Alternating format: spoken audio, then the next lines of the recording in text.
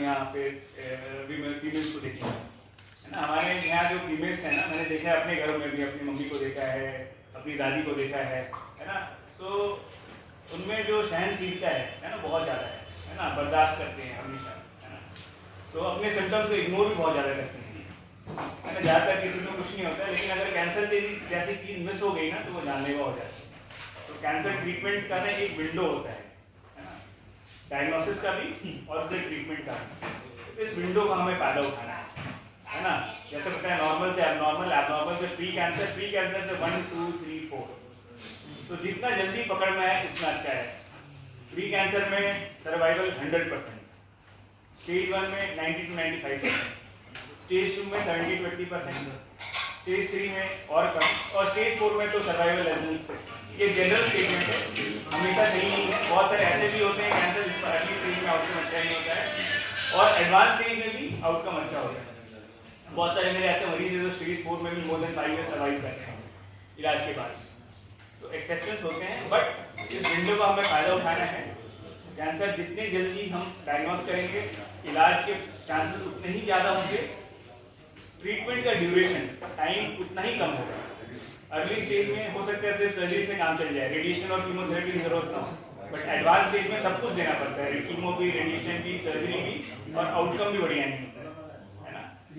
तीसरी जो इलाज का खर्चा है, वो भी अगर अर्ली स्टेज में करें तो शायद कम में उसका इलाज हो जाए, क्योंकि सिर्फ एक ट्रीटमेंट ऑप्शन देना पड़ता है, चाहे सिर्फ रेडिएशन चाहे सिर्फ सर्जरी। एडवांस स्टेज में सब कुछ देते हैं, खर्चा भी ज़्यादा होता है, सफरिंग भी ज़्यादा होती है, और रिजल्ट भी अच्छा नहीं होता है। इसके अलावा जो हेल्दी लाइफस्टाइल है ना, कैंसर है ना, अभी डिस्कशन चल रहा है, शायद आने वाले दिनों में ये साबित भी हो जाए कि कैंसर कहीं ना कहीं एक तरीके से लाइफस्टाइल डिजीज भी है, नॉन जेनेटिक वाली, है ना। क्योंकि जो लाइफस्टाइल है, हमारी लाइफस्टाइल में जो 90% कैंसर होते हैं, वो इसलिए होते हैं क्योंकि हमारे जो कोशिकाएं होती है, सेल्स होते हैं, उसमें डीएनए या जेनेटिक लेवल पे कोई ना कोई चेंजेस होते हैं। इसी वजह से जो सेल होती है विकृत हो जाती है, वो कैंसर बन जाती है। कैंसर सेल का मतलब क्या होता है कि वो सेल होती है, वो ऑटोनोमस इंडिपेंडेंटली डिवाइड करती रहती है विदाउट चेक पॉइंट, कि हमारी इम्यूनिटी उस पर कंट्रोल नहीं कर पा रही है और वो डिवाइड करते जा रही है, है ना। इसी को कैंसर कहते हैं। तो लाइफस्टाइल में तंबाकू और शराब का सेवन, no to tobacco and alcohol. Tobacco is the number 1 killer, number 1 ये है।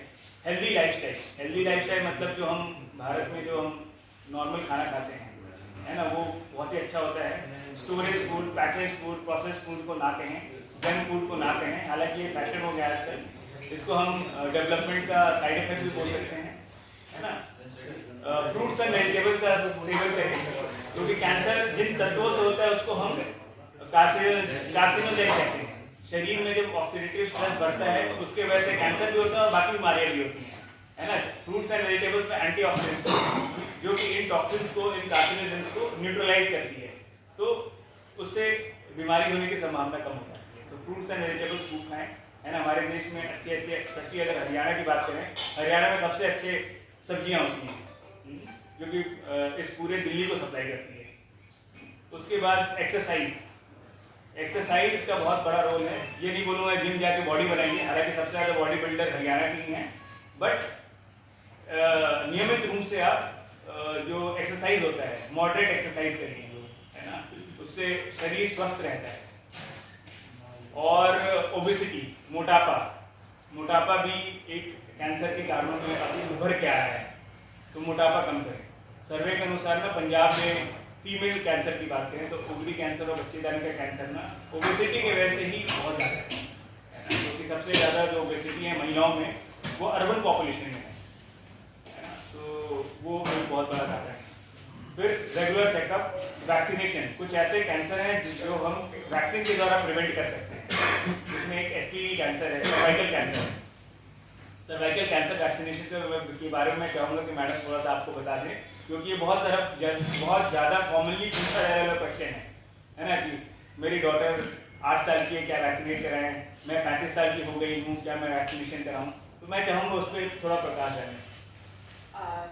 देखिए, जो HPV वैक्सीन है वो उस पर बहुत सारे स्टडीज़ हुए अभी तक, उसमें इतना सारा रिसर्च हो चुका है, दुनिया भर के मिलियन बिलियन बच्चों को वो लग चुका है। वैक्सीन सेफ है और वैक्सीन अगर जिनको प्रॉपर टाइम पे वैक्सीन लगी है उसमें सर्वाइकल कैंसर होने का रिस्क 99% कम हो जाता है। उस पर भी बहुत सारे स्टडीज़ हुए हैं। अब हमारे देश में प्रॉब्लम्स मल्टीपल लेवल्स पे है। एक तो गवर्नमेंट अभी तक वैक्सीन को प्रोग्राम में नहीं ला पाई है ड्यू टू मनी प्रॉब्लम्स और मल्टीपल इश्यूज। दूसरा प्रॉब्लम जो पॉपुलेशन लेवल पे है वो ये है कि लोगों में वैक्सीन को लेके एक्सेप्टेंस नहीं है। लोगों को लगता है वैक्सीन सेफ नहीं है, बट वैक्सीन बिल्कुल सेफ है और उसको लगाने का एक सही टाइम है। तो आइडियली अगर हम अपने डॉटर्स को, इवन हम अपने सन्स को भी लगा सकते हैं, मेल फीमेल दोनों को लगा सकते हैं 9 ईयर्स के बाद। 9 से 15 साल का जो एज है वो बेस्ट है वैक्सीन देने के लिए, क्योंकि कोई भी वैक्सीन तभी काम करती है जब हम उस वायरस का एक्सपोजर होने से पहले बच्चे में इम्यूनिटी बनाएं। जन्म के बाद भी वैक्सीन जो लगती है 5 साल तक, वो इसी होप से लगाई जाती है कि ताकि आगे चल के वो इन्फेक्शन हो तो इम्यूनिटी रहे। तो HPV vaccine 9 to 15 years of age में गर्ल्स बॉयज़ सबको लगनी चाहिए। वैक्सीन बहुत महंगी नहीं है। मार्केट कॉस्ट डिफरेंट ब्रांड्स के अकॉर्डिंग 2000 to 4000 में आता है। हम रेस्टोरेंट्स जाते हैं, एक एक दिन में हम इतने पैसे खर्च करते हैं, बट जब वैक्सीन की बात आती है तो लोग ये सवाल उठाते हैं कि ये बहुत कॉस्टली वैक्सीन है। तो ऐसा नहीं है। जब तक प्रोग्राम में नहीं आ रहा तब तक हम इतने पैसे तो खर्च कर सकते हैं अपने बच्चों को वैक्सीनेट करने के लिए। एंड इन केस 15 साल तक वैक्सीन नहीं लगी है देन भी हम 26 ईयर्स ऑफ एज तक लगा सकते हैं। मान लीजिए 26 साल का उम्र भी पार हो गया तो 45 साल तक के महिलाओं तक भी वैक्सीन लगती है। ऑल्दो उससे थोड़ा इफेक्ट जो है ना वो कम हो जाता है, लेकिन वो फिर भी काफ़ी काम करती है। तो वैक्सीन के अगेंस्ट बहुत सारे कम्युनिटीज़ में भी ये धारणा बनती जा रही है कि वैक्सीन से साइड इफ़ेक्ट्स हो जाते हैं। वैक्सीन से कोई भी प्रॉब्लम हुई तो वैक्सीन पे दोष लगता है कि वैक्सीन की वजह से हुआ।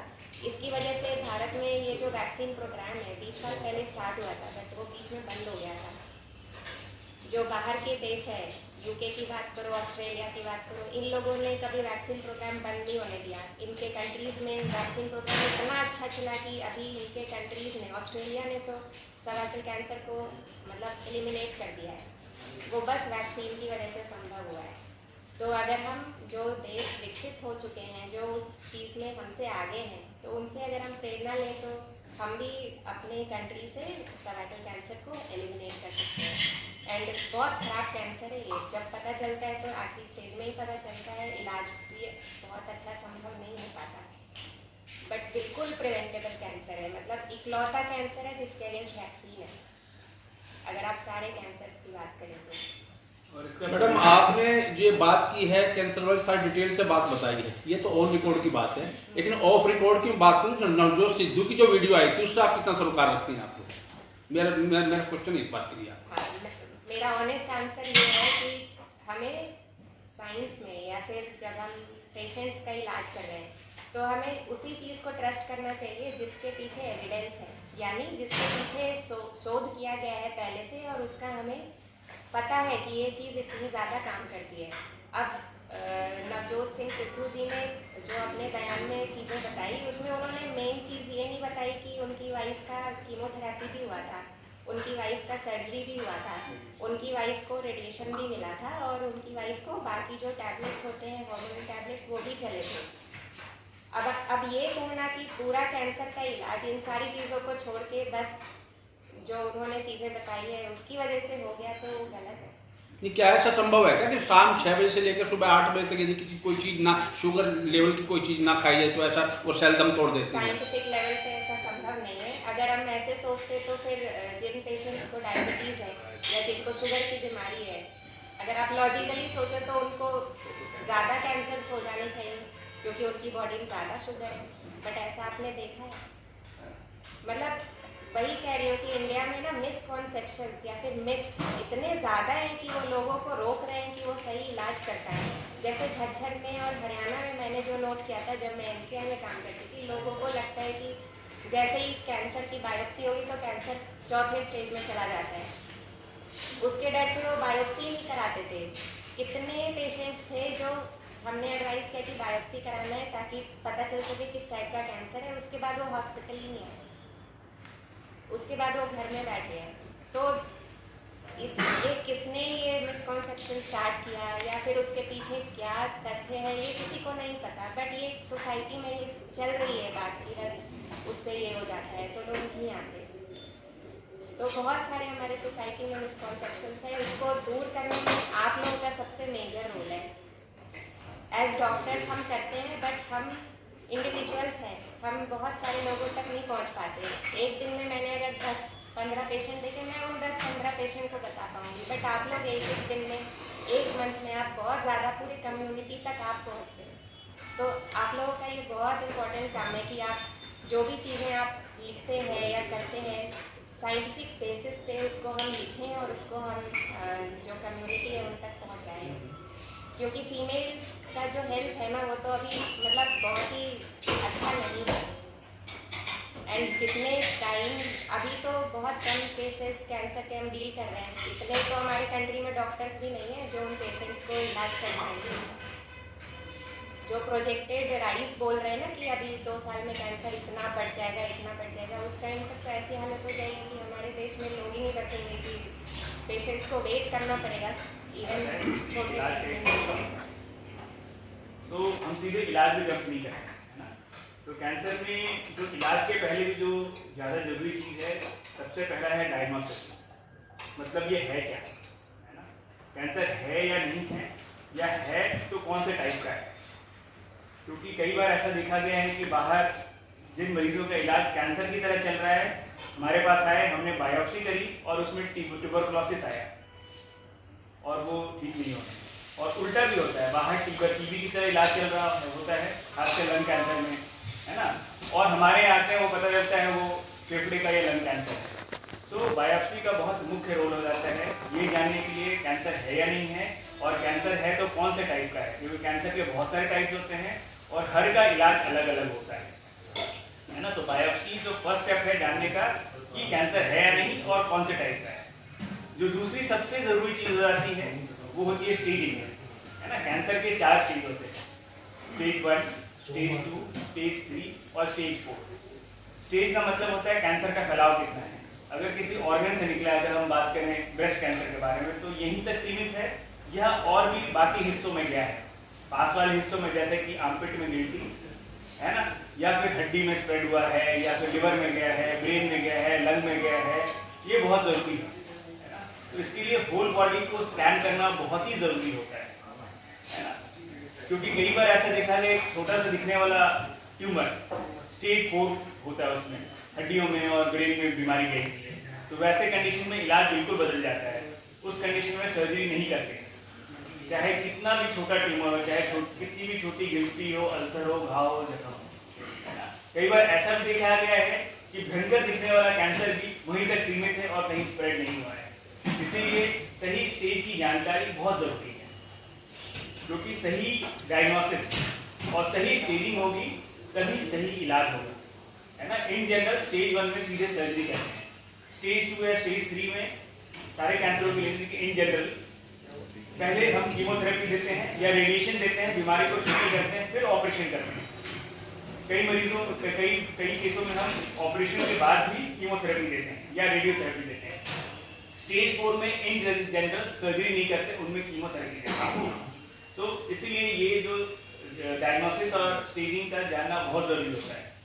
एक मरीज जो हमारे पास आता है जिनमें डायग्नोसिस नहीं है, तो डायग्नोसिस, स्टेजिंग और ट्रीटमेंट तक पहुंचने में एक टाइम लगता है, जो कि 5 से 7 दिन हो सकता है या 7 से 10 दिन हो सकता है। बट ये टाइम लगाना बहुत ज़रूरी है, क्योंकि बहुत सारे पेशेंट जो होते हैं वेटिंग करते करते या ऐसा उनको लॉस ऑफ ट्रस्ट हो जाता है कि डॉक्टर साहब तो बहुत टेस्ट करा रहे हैं, अननेसेसरली हम मुझे वेट कराना है। और कई ऐसे भी सेंटर्स होते हैं, कई ऐसे भी अस्पताल होते हैं जहाँ पे सीधे उनको ऑपरेट कर देते हैं। जैसे एक छोटी सी गिल्टी उनको ऑपरेट करते हैं, ये जानते हुए भी कि इसमें सर्जरी की ज़रूरत है भी या नहीं है, या सर्जरी का फायदा भी है कि नहीं है। जैसे मैडम ने बताया रसौली होती है, सब महिलाएं चाहती हैं कि मेरे बच्चे जाने निकाल दो, निश्चिंत हो जाए, बट हर रसौली में जैसे सर्जरी की जरूरत भी नहीं होती है।